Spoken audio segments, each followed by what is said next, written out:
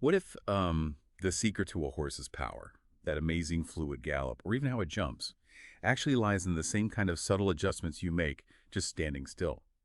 Today we're getting into something really profound, a shared secret that, well, isn't discussed much in depth, but it's truly at the heart of movement and stability for both humans and horses. We're talking about the placement of the pelvis. So our mission for this deep dive is to really pull out the crucial insights from the research we've looked at. We want to help you understand why the pelvis is, well, the ultimate anchor, the center of gravity, and kind of like a rudder, too, and how getting its alignment right can free up your breath, align your spine, and really open the door to harmonious movement, whether you're just walking, running, or, yes, riding. It is fascinating, isn't it? And a lot of this core idea, it seems, comes from experts like Gandour, who really nailed this point early on. That for both us and horses, the pelvis is that true point of anchorage. It's the center of gravity, and it's the critical hinge, between energy and stability. When it's even slightly off, boom, compensations everywhere else in the body.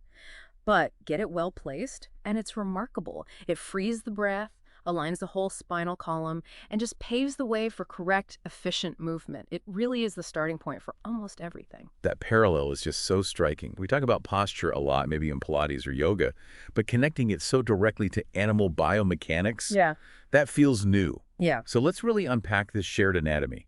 For humans, we're always aiming for what gets called a neutral position. Right. And that means respecting the spine's natural curves. Right. It means engaging those deep muscles like the transverse abdominis, the obliques, but without gripping, without unnecessary tension.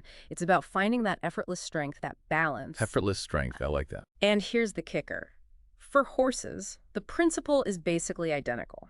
They need a pelvis that isn't tilted forward, isn't tilted back, but is just in harmony with their back line. And if it's off, what happens to the horse? Oh, the consequences are immediate. You see a loss of that powerful propulsion from behind. They might start overcompensating with their shoulders, trying to pull themselves along, or they end up straining their hindquarters. It really is a foundational imbalance. And for us humans, the implications are just as real, even if maybe more subtle sometimes. Absolutely. Think about it. A misaligned pelvis in us can lead to that nagging back fatigue we often feel. It can put pressure on lumbar discs, potentially compressing them over time.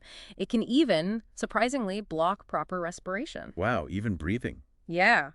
And if you picture it, the pelvis acts as this crucial bridge, a passerelle, as the source material puts it. It transmutes forces from our trunk down to our legs, or in horses, from their back to their hind limbs.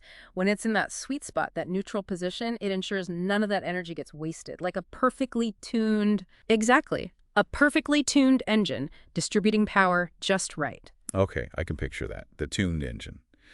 But what if the engine needs a little adjustment? What if maintaining that perfect neutral pelvis is, well, hard? That's where this imprint idea comes in. Yes, the imprint. It's not the final destination necessarily, but it's a really smart adaptation. It involves just a slight backward tilt of the pelvis. And what that does is help engage the abdominal muscles more effectively, and it gently lengthens the spine. We see it used a lot in, say, rehab phases, or maybe when someone's core, their central unit, is a bit weakened. It's a way to offer support. So it's like meeting the body where it actually is, instead of forcing it into some ideal position it's maybe not ready for yet. Precisely. And what's really interesting is that the insights show horses do something very similar. They adopt these kinds of compensatory postures when they're dealing with pain or weakness. But the goal for both species is always that gradual, supported return towards neutrality. So this concept, it offers a really flexible, kind of intelligent approach to movement and stability. It acknowledges that sometimes adaptation is actually key on the path to real strength and alignment. It's about building that solid foundation first. You got it. Not rushing things. Now, something that really jumped out at me during this deep dive was the connection between breath and pelvic stability. The research talks about something called three-dimensional breathing. Sounds a bit like that lateral posterior breathing in Stott Pilates. It's very similar, and the parallels are, again, quite stunning. For us humans, this type of breathing, it doesn't just fill the lungs side to side and back. It actively engages that deep transverse abdominis muscle. It helps support the pelvic floor from above, and it takes pressure off the lower back, which so many people struggle with. Okay. And for horses, how does that translate? Well, the concept is mirrored. Every single breath a horse takes should ideally expand its ribs outward and backward, free up the diaphragm, and just harmonize naturally with its stride. This creates what the research calls a virtuous circle. A virtuous circle. Tell me more about that feedback loop. How does that work? Well, think of it simply. If the pelvis is blocked or restricted, the breath often becomes blocked too, and vice versa. It's a very direct link. But a free, full, three-dimensional breath actually encourages subtle spinal alignment. It fosters that stability from the inside out. So you get this amazing positive feedback loop. Better breath leads to better stability, which leads to more fluid movement, which encourages better breath, and so on. So it's not just about getting air in, it's about how that air moves and supports the core. Exactly. It can unlock a whole new level of potential. Speaking of unlocking potential, the image that comes through so strongly is the horse's pelvis as its gouvernail, its rudder. That's powerful. What does that mean in practice for how a horse moves? It's a fantastic description, isn't it? Because it perfectly captures how the pelvis directs, paces, and absorbs the huge forces involved in equine movement. Think about a gallop. The pelvis oscillates, it moves like a flexible cradle, almost like a nacelle. During a jump, it closes up and then reopens, almost like an accordion, converting that energy from the ground into upward thrust. It's incredibly dynamic. Wow. So if you have a frozen pelvis, one that's locked and rigid, you inevitably get a stiff, restricted horse. But a released pelvis leads to that fluid, athletic movement we admire. And it's crucial to understand, release here doesn't mean floppy or weak. It means a tonic, intelligent release. It's supported by those deep muscles working correctly, the glutes, the adductors, those really important sacroiliac stabilizers. So it's not just the bone structure, but that whole intricate web of support working together. Can you maybe briefly touch on the horse's actual pelvic structure, just the basics? Sure. It's really an amazing piece of engineering. It's formed from 3 bones fused together: the ilium, the ischium, and the pubis. These then connect or articulate with the sacrum at the base of the spine, forming the sacroiliac joint. And that joint is absolutely key for transferring load and providing stability. So the pelvis isn't just passively bearing weight, no, it's orchestrating the whole sequence of movement. It distributes the power from the hind legs, it supports the spine, and it really dictates the horse's overall posture. So what happens when that beautifully orchestrated system goes wrong? Well, when it's balanced, everything clicks. The hindquarters engage properly, the back can relax and lengthen, the stride becomes easy and fluid. But even seemingly minor tension, maybe a slight blockage in that sacroiliac joint, a little asymmetry in the ilium bones, or even just a shortened muscle chain somewhere that can disrupt the entire pattern. And that's when you see issues like an arched, tense back, or a horse that seems contracted in the forehand, almost braced. The energy flow is just blocked. And what about this idea of a weak back in horses? That sounds like a really fundamental challenge. It is, and it's a really crucial point the research brings up with a lot of empathy, actually. A horse with a genuinely weak back, it just can't achieve that supportive imprint position we talked about earlier. If the dorsal muscles aren't strong enough, the back tends to collapse or hollow out. That's called lordosis, and that causes pain. And it's vital, absolutely vital, to understand this isn't the horse being unwilling or difficult. It's not behavioral. No, it's genuine weakness. And weakness, well, it doesn't need punishment. It needs a smart, tailored program. It needs targeted exercises, appropriate release work to ease any tension, and importantly, building the horse's confidence patiently. That's where real progress comes from. That's such an important distinction to make, and it leads us straight to the rider, doesn't it? We talk about the connection, but these insights really show the direct biomechanical impact of the rider's pelvis on the horse. A true postural symbiosis. It really is. Think about it. If a rider tilts their pelvis forward, even just a little, the horse almost immediately starts to load its shoulders more heavily. If a rider slumps back, kind of crushing down into the saddle, the horse tends to lose its natural rhythm, its cadence. It seems everything radiates from that central point. And the magic really happens when the rider's pelvis can almost breathe with the horse's movement. That's when the horse tends to straighten up, round its back softly, and you can just feel it gain confidence.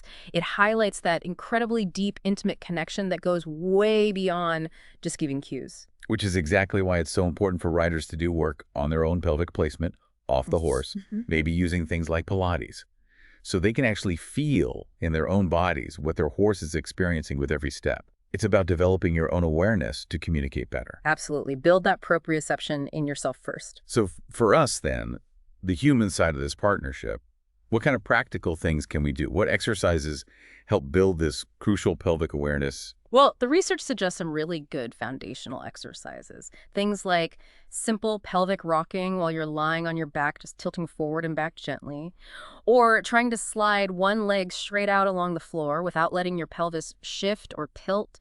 That really highlights neutrality. And then lifting one leg up towards your chest, again, without the pelvis moving or compensating. These are fantastic for just refining that body awareness, that proprioception. Feeling where you are in space, basically. Exactly. And there's a progression too. You start maybe just lifting one leg while lying down. Focus on keeping the pelvis totally stable. Feel that deep transverse abdominis muscle just gently engage. Keep your shoulders relaxed. Keep your sacrum, the back of your pelvis, anchored. Then you might progress to lifting legs alternately. The key is making sure your lower back doesn't arch off the floor and your pelvis doesn't rock side to side. Keep the core calm and stable. Okay.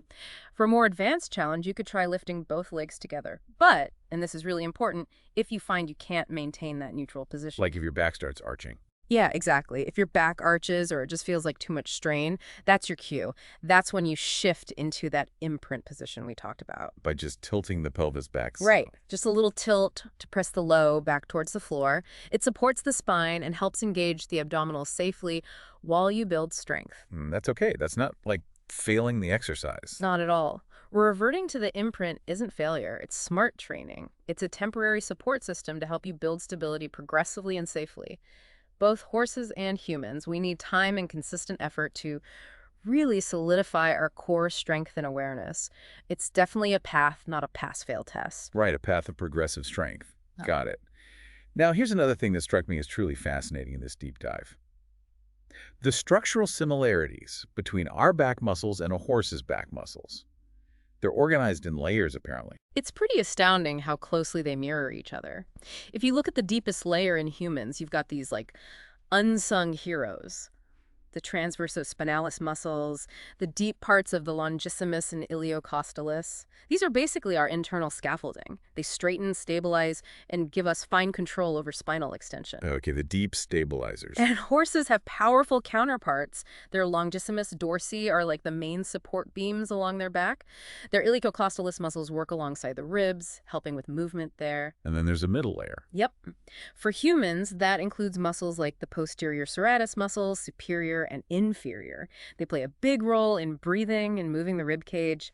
And horses, they have their cranial and caudal serratus muscles, doing a very similar job helping maintain that rib cage expansion, that thoracic volume, and coordinating with the stride. And then the surface layer, the ones we usually think of as back muscles.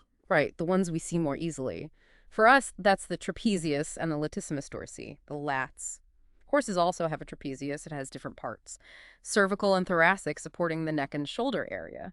And their latissimus dorsi is absolutely huge and essential for pulling the forelimbs back, for galloping, jumping, even just straightening up. Wow. So this parallel structure, what's the big takeaway? It teaches us something really fundamental. If you want to strengthen any back, whether it's human or equine, you absolutely have to respect these layers. You need to start from the deep center, strengthen from the inside out without crushing or creating tension, and always, always integrate breath into the posture. That foundational approach is precisely why methods like Pilates can be so incredibly effective for both species. It really makes you think about the potential for more crossover, doesn't it? Like interdisciplinary work. Right. A call for collaboration between, say, equitation experts and Pilates instructors. Absolutely. Imagine the insights. Pilates instructors observing horses move, really seeing that core connection in action, and riders discovering their own core strength and balance in a studio, away from the saddle. There's so much potential there to advance both fields. You could imagine studies looking specifically at things like, Oh, definitely. Like the real impact of that lateral posterior breathing on deep abdominal tone in riders and how that changes their seat. Or maybe tracking how a subtle pelvic imbalance shows up differently in a person's walk versus a horse's gait. The possibilities for learning from each other feel, well, really exhilarating. So wrapping this all up, what does this really mean for us, for you listening right now? What's the final thought from this deep dive? I think the research leaves us with a really powerful image, something to really hold on to. The pelvis isn't just static bone. It's not just structure. It's a living cradle. It pulses. It listens. It guides. A living cradle. I like that. And through conscious breath, through mindful posture, and really intentional movement, we both humans and horses can rediscover our axis, find that true anchorage.